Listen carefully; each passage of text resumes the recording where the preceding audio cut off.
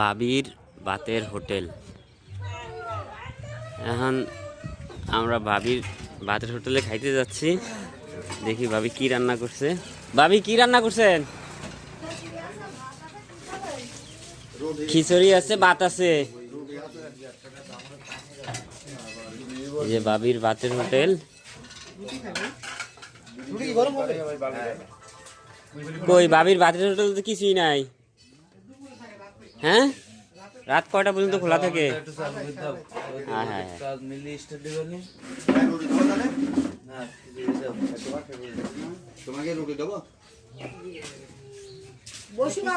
ভাবি খিচুড়ি ভালো হইব?